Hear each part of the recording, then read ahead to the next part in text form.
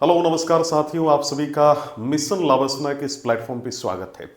आज के इस लेक्चर में हम लोग इकोनॉमिक्स के सेकंड चैप्टर यानी 5 ईयर प्लान का डिस्कशन करने वाले हैं। आपको स्क्रीन पे दिख रहा होगा 5 ईयर प्लान, है ना, यानी पंचवर्षीय योजना।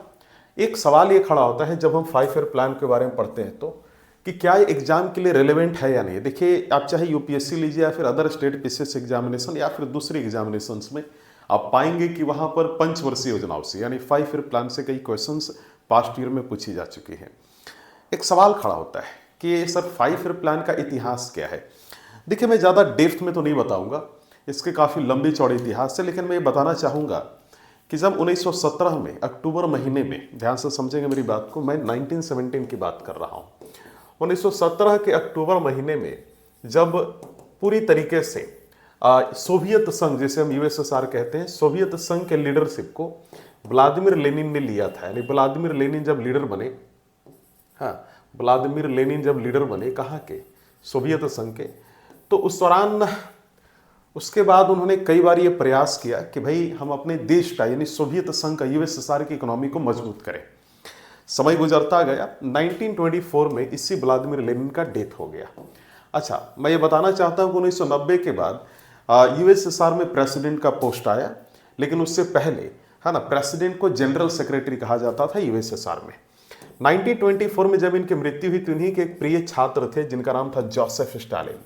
सो जोसेफ स्टालिन, है ना, Joseph Stalin became the general secretary of the Soviet संघ। तो यूएसएसआर के एक जनरल सेक्रेटरी के तौर पे, है ना, जोसेफ स्टालिन ने शपथ ग्रहण की यानी लीडर के तौर पे।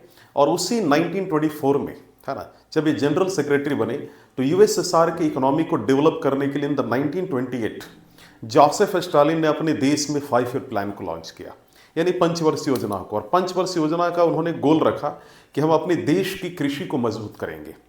समय गुजरता गया, 1929 के अराउंड कांग्रेस का सेशन लाहौर में हुआ था, आप सभी को मालूम होगा।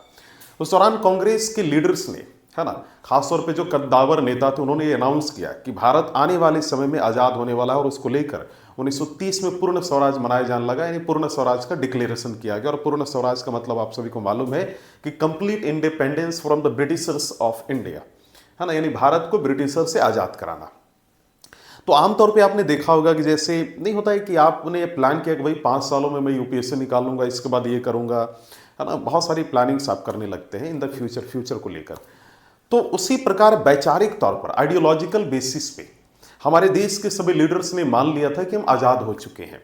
और जाहिर सी बात है, 1930 के बाद एक सवाल खड़ा होना शुरू हो गया कि भाई देश की आज़ादी के बाद देश को चलाने के लिए किन किन चीज़ों की आवश्यकता होगी। तो सवाल आया कि भैया हमें दो चीज़ों को जो है उत्तर आया कि भाई हमें दो चीज़ों को मजबूत करना चाहिए। पहला कि हमें इकोनॉमिकल मॉडल पे काम करना चाहिए, उसको मजबूत करना चाहिए। कहने का तात्पर्य कि हमें अपना इकोनॉमिकल मॉडल रेडी करना होगा। दूसरा, देश की कॉन्स्टिट्यूशन रेडी करनी होगी। 1934 में आप सभी को मालूम है कि मानवेंद्रनाथ रॉय, वही मानवेंद्रनाथ रॉय जो जोसेफ स्टालिन के बहुत ही प्यारे मित्र थे और व्लादिमीर लेनिन के बहुत प्रिय छात्र थे, उसी एम एन रॉय ने, मानवेंद्रनाथ रॉय ने 1934 में भारत में ये डिमांड किया ब्रिटिशर से कि भाई भारत के लिए कॉन्स्टिट्यूएंट असेंबली यानी संविधान सभा का निर्माण किया जाए। He was the first person who demanded the formation of the constituent assembly, कि ताकि भारत की कॉन्स्टिट्यूशन बन पाए और देश की आज़ादी के बाद भारत कॉन्स्टिट्यूशन के अनुसार चल पाए। उसी दौरान समय गुजरने के साथ कई कांग्रेस के द्वारा कहने पर, यानी कांग्रेस के कहने पर कई लीडर्स ने कई प्रकार की प्लान लॉन्च की, प्लान बनाई कि देश की आज़ादी के बाद भारत को ऐसे ऐसे विकसित करेंगे।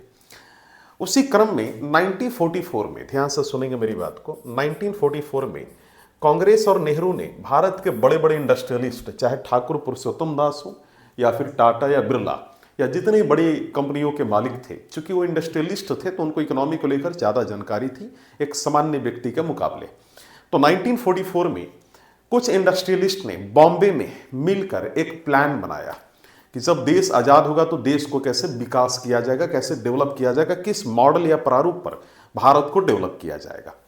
1944 में जिस इकोनॉमिक प्लान को लेकर डिस्कशन किया इन सभी इंडस्ट्रियलिस्ट्स ने, उस इकोनॉमिक प्लान को प्रसिद्ध तौर पे फेमसली बॉम्बे प्लान के नाम से जाना जाता है, ये याद रखिएगा। तो बॉम्बे प्लान में जो जो रिकमेंडेशंस या सलाह दी गई थी, कांग्रेस ने लगभग उसको एक्सेप्ट किया।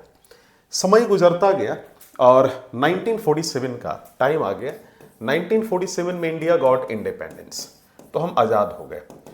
इसी दौरान ब्रिटेन के जो प्रधानमंत्री थे क्लेमेंट एटली, उन्होंने चैलेंज कर दिया और कई ब्रिटिशर्स ने, है ना, इंडिपेंडेंस, तो कई ब्रिटिशर्स ने भारत के नेताओं को और खास तौर पे कांग्रेस को यह चैलेंज कर दिया कि आप सभी के अंदर वो मेच्योरिटी नहीं है कि गवर्नेंस कैसे करना है, देश को कैसे संभालना है।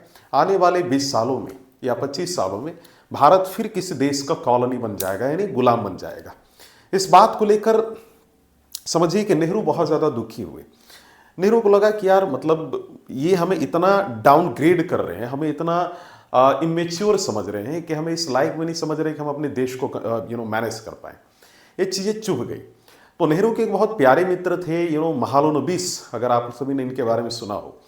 तो महालनोबिस को नेहरू ने बोला कि भाई कोई ऐसा प्लान है कि जिससे हम भारत को आने वाले कुछ वर्षों में डेवलप कंट्री के तौर पे देख पाए, भारत को विकास कर पाए। महालनोबिस ने बोला कि भाई तुम्हारे ग्रुप में, कैबिनेट में, कांग्रेस में ही एक आदमी है जिसका नाम है केन कामराज, उसको बुलाओ। नेहरू ने केन कामराज को बुलाया और जब केन कामराज आए, ये बात हो रहा 1947 की, आज़ादी के बाद। तो जब केन कामराज आए तो केन कामराज को महालनोबिस और नेहरू ने बोला कि तुम पूरे वर्ल्ड के जितने भी मैंने समझिए कि कंट्रीज हैं, वो देश के आज़ादी के बाद अपने देश की इकोनॉमी को कैसे उन्होंने डेवलप किया, उन सभी देशों के इकोनॉमिक मॉडल को लेकर आ। तो केन कामराज ने अपने कई टीम मेंबर के साथ मिल करके वो सारी जो है इकोनॉमिक मॉडल को लाया एक समय के बाद, और 1948 में नेहरू के सामने उन सभी इकोनॉमिक मॉडल को प्रेजेंट किया। नेहरू ने 1948 में सभी इकोनॉमिक मॉडल का एनालिसिस करने के बाद ये डिसाइड किया कि यूएसएसआर की इकोनॉमिक मॉडल इंडिया के लिए सुटेबल है। यानी उन्होंने 1948 में यूएसएसआर की जो इकोनॉमिक मॉडल थी, जिसे बोला जाता था 5 ईयर प्लान, इसको अपना लिया। आप ध्यान से समझेंगे मेरी बात को। 5 ईयर प्लान को एक्सेप्ट कर लिया नेहरू ने 1948 में। And Nehru has decided at the time कि आफ्टर सम टाइम जब हम इंडिया की इकोनॉमिक प्लान करेंगे, इंडिया को डेवलप करने की बात करेंगे इकोनॉमिकली, तो इसी प्लान के साथ हम चलेंगे। ध्यान से सुनिएगा। तो अब सवाल ये खड़ा हो जाता है कि sir, there were many countries at the time. Why Nehru selected the plan, and why Nehru inspired from the Soviet Sangh plan of 5 year plan? इसके पीछे कारण ये था, देखिए जब आप यूपीएससी की तैयारी कर रहे होंगे तो आमतौर पे आपने बहुत सारे टॉपर्स की वीडियो देखी होगी, लेकिन आप उसी टॉपर को फॉलो कर रहे होगे जिस टॉपर की लाइफ, ध्यान से सुनेंगे मेरी बात को, जिस टॉपर की लाइफ लगभग उसकी प्रिपरेशन जर्नी, उसकी क्या ऑरा है, वाइब है, वो अगर आपसे मैच कर रहा होगा ना, आप उसी को फॉलो करोगे। ठीक है, आप सभी टॉपर को देखोगे लेकिन फॉलो उसी करोगे जिससे आपका वाइब मैच हो रहा है। यहां पे भी कुछ वैसा ही था। यूएसएसआर की अगर इकोनॉमी का बेस देखें तो एग्रीकल्चर था, और हमारे देश की भी इकोनॉमी का बेस एग्रीकल्चर था। आप देख लीजिए, कोरोना वायरस के दौरान जब सारी इंडस्ट्री शट डाउन हो रही थी, आप कहाँ गए? एग्रीकल्चर की तरफ गए आप। तो इंडियन जो इकोनॉमी का जो बेस है एग्रीकल्चर है। और वैसे भी 1947 के पहले देश के जो बिस्मार्क जिन्हें कहा जाता था, iron man of India, Sardar Vallabh भाई पटेल, तो उन्होंने एक बात कही थी कि the only culture of India is agriculture. यानी भारत की एक ही कृषि है, संस्कृति है, और वो है कृषि। ये मैंने समझिए कि सरदार वल्लभ भाई पटेल ने कहा था। तो यूएसएसआर और इंडिया की इकोनॉमी का बेस सेम था, और इस वजह से हमने इसको एक्सेप्ट किया, और हमने सोचा कि भाई ये हमारे यहाँ पर ज़्यादा अच्छे से काम करेगा। तो जोसेफ स्टालिन के द्वारा 1928 में सोवियत संघ में लागू किया गया 5 year plan we accepted in the 1948।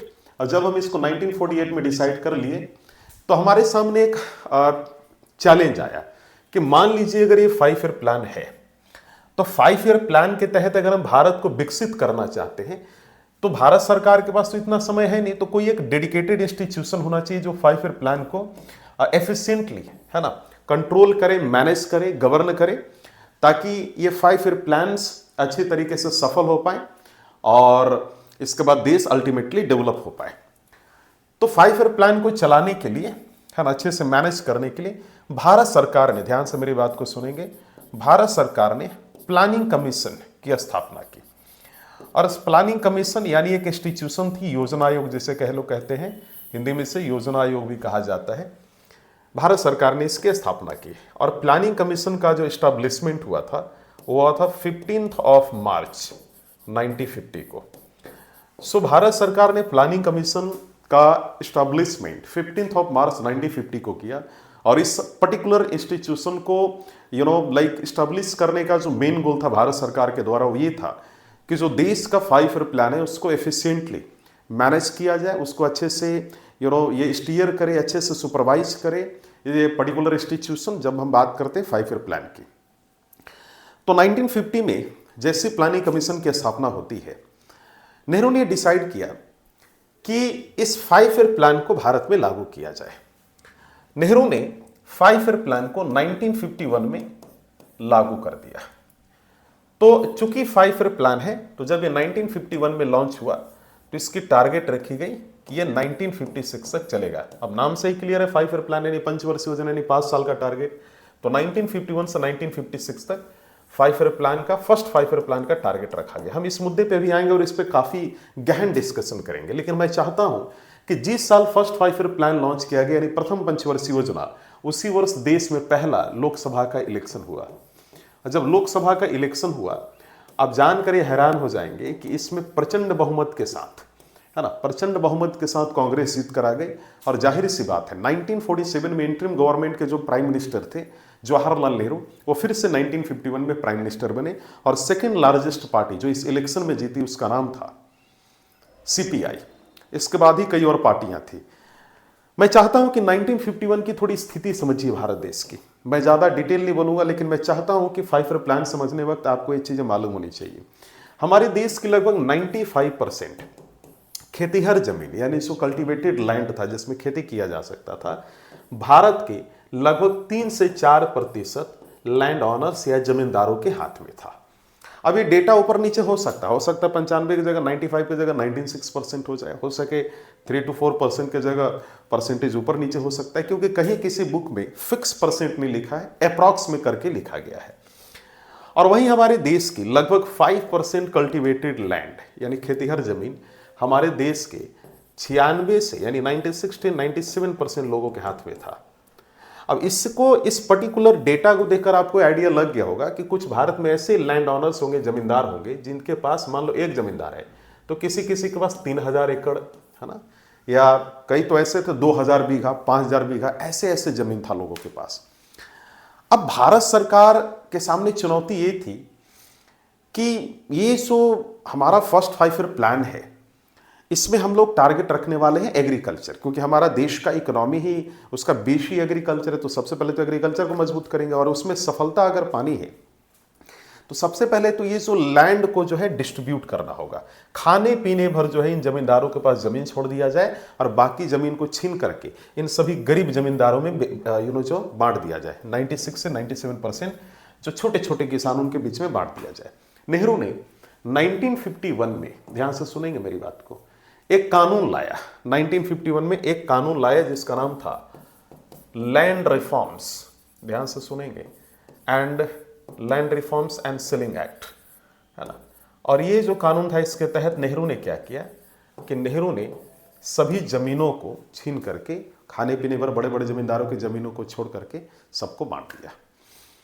और जब ये करना शुरू किया नेहरू ने, तो जाहिर सी बात है एग्रीकल्चर को लेकर ही कर रहे थे कि ताकि एग्रीकल्चर सफल हो, सबके पास जमीन रहेगा तभी तो खेती होगी। उस दौरान एक बहुत बड़ा मुद्दा देखा गया और भारत सरकार ही नहीं, कई राज्य सरकारों ने इस प्रकार की कानून पास की थी जमीनों से संबंधित, ताकि जमीन छीन करके छोटे छोटे किसानों को दिया जाए। भारत में ऐसी कई केसेस देखी गई जिसमें कई बड़े जमींदार सुप्रीम कोर्ट में चले गए अपने right to property, fundamental right का हवाला देते हुए कि हमारी जमीन भारत सरकार छीन रही है। उसी में एक नाम था शंकरी प्रसाद केस, आपने सुना होगा, जो बिहार के एक बहुत बड़े जमींदार थे, जो भारत सरकार के खिलाफ उन्होंने अपनी जमीन को बचाने के लिए केस किया था। बहरहाल ये जो मसला है, ये जो मामले हैं, ये पॉलिटिक ही है, मैं उधर नहीं जाऊंगा। मैं चाहता हूं कभी मैं यही रहूं। तो 1951 में मैं भी आऊंगा फर्स्ट 5 ईयर प्लान पे। तो 1951 में नेहरू ने डिसाइड किया कि we will launch the first 5 year plan of India, और सभी 5 ईयर प्लान्स को देश की एक पर्टिकुलर डेडिकेटेड इंस्टीट्यूशन यानी प्लानिंग कमीशन, योजना आयोग, पूरी तरीके से मॉनिटर करेगी, सुपरवाइज करेगी, इंप्लीमेंट करेगी 5 ईयर प्लान्स को इंडिया में।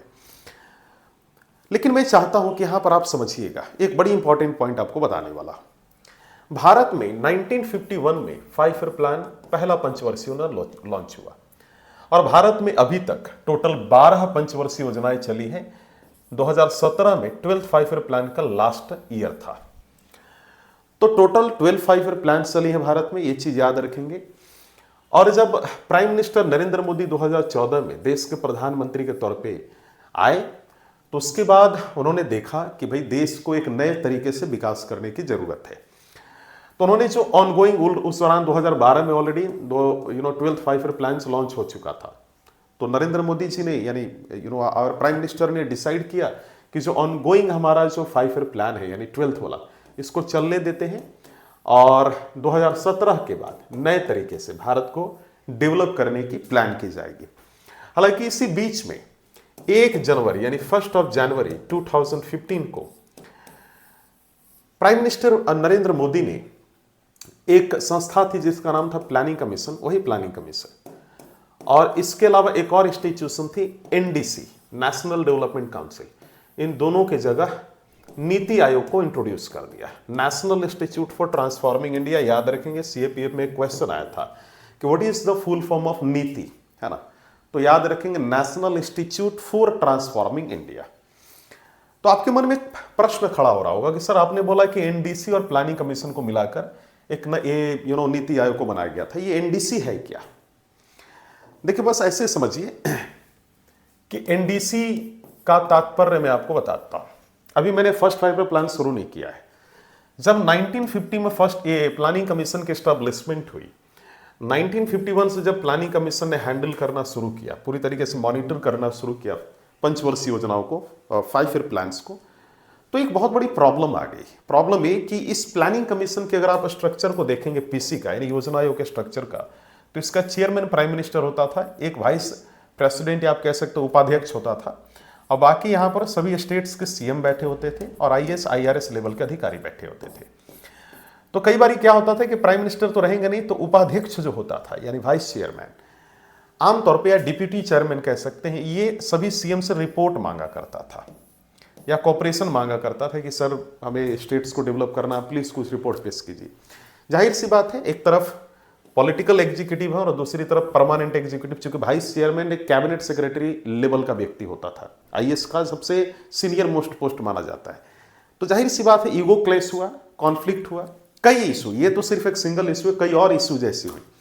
जब प्राइम मिनिस्टर तक की बात पहुंची तो उनको लगा कि नहीं, ऐसे तो फिर हम 5 ईयर प्लान को रन नहीं कर पाएंगे, खुद ही में कॉन्फ्लिक्ट कर रहे हैं। तो 6 अगस्त 1952 को, क्योंकि ऑलरेडी 1952 में 5 ईयर प्लान लॉन्च हो चुका है, तो during the 5 year plan in the 1952 national development council नाम के एक इंस्टीट्यूशन का एस्टेब्लिशमेंट किया गया प्राइम मिनिस्टर नेहरू के द्वारा।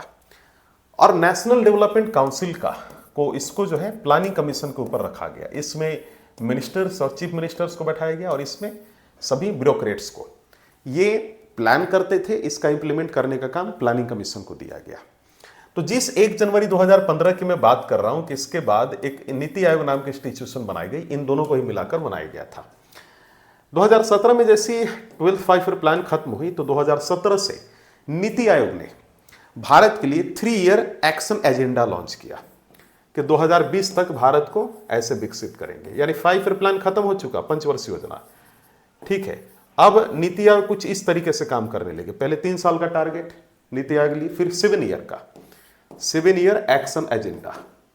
तो 2020, फिर 2020 से यानी 2020 से 7 जोड़ दो, 2027, फिर 15 ईयर विजन डॉक्यूमेंट, है ना। तो 7 ईयर मीडियम टर्म स्ट्रैटेजी इसको कहा जाता था, है ना, 7 ईयर मीडियम टर्म स्ट्रैटेजी इसको कहा जाता था, 7 year medium term strategy, medium term strategy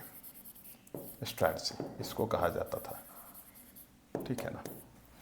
फिर इसके बाद 15 ईयर विजन डॉक्यूमेंट लॉन्च किया, 15 ईयर विजन डॉक्यूमेंट लॉन्च किया किसने? नीति आयोग ने। यानी अब जोड़ लीजिए इसके बाद भाई 2027 से 15 ईयर जोड़ेंगे तो 2042 आपका आएगा। फिर इसके बाद 75 ईयर का, तो कई ऐसे प्लान किए गए। तो 5 ईयर का जो पूरा फॉर्मूला चला करता था उसको 2017 में एंड कर दिया गया, क्योंकि इस समय 12th 5 ईयर प्लान एंड हो रही थी। बहरहाल तो ये तो रहा, आप सभी ने देखा। तो हमने ये समझा कि प्लानिंग कमीशन की स्टैब्लिशमेंट हो चुकी है 1950 में, और 1951 में फर्स्ट 5 ईयर प्लान को लॉन्च किया जा चुका है। आज के इस लेक्चर में इतना ही।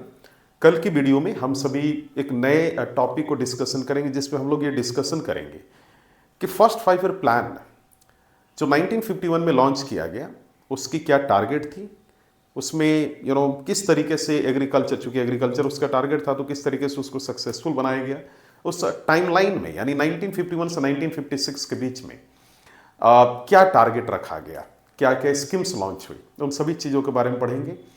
लेकिन मैं चाहता हूं कि जाते जाते आपको बता दूं कि पंचवर्षीय योजना यानी 5 ईयर प्लान का तात्पर्य है कि देश को पहले 5 साल का टारगेट रखेंगे, इस 5 साल में एक सेक्टर में काम करेंगे, दूसरे 5 ईयर में दूसरे सेक्टर में काम करेंगे, यानी 5-5 साल का टारगेट, उसी को 5 ईयर प्लान कहा गया। तो आज के लिए इतना ही, फिर मिलते हैं एक नए लेक्चर के साथ। धन्यवाद प्यारे साथियों।